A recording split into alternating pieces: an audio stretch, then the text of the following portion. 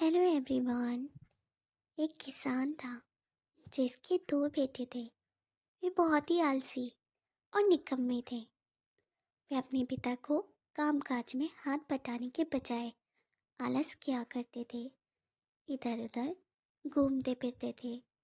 किसान को अपने बेटों की बहुत फिक्र थी। वो सोचते थे कि मेरे मरने के बाद इनका क्या होगा, ये अपना पेट कैसे भरेंगे, अपने परिवार को कैसे संभाल पाएंगे।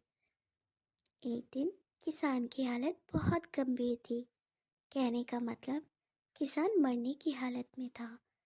तभी किसान ने अपने दोनों बेटों को बुलाकर उनसे कहा कि हमारे खेत में एक खजाना गड़ा हुआ है, लेकिन वह किस जगह है उसकी जानकारी मुझे भी नहीं है।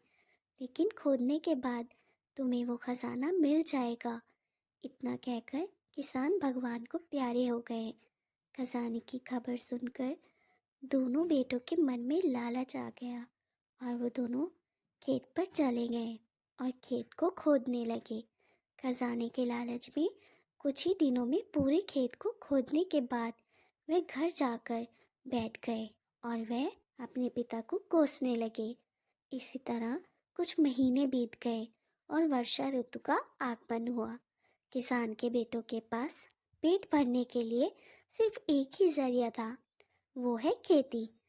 तब बाकी किसानों की तरह किसान के बेटों ने खेत में बीज बोने शुरू कर दिए। वर्षा का पानी पाकर वे बीज आकर्षित हुए और देखते ही देखते खेत लहराने लगे।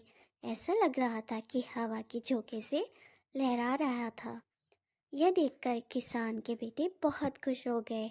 उनको समझ आ गया कि परिश्रम ही सच्चा धन होता है और वो उसी से अपने पिता के शब्दों का मोल भी समझ गए और अपने कामकाज में लग गए।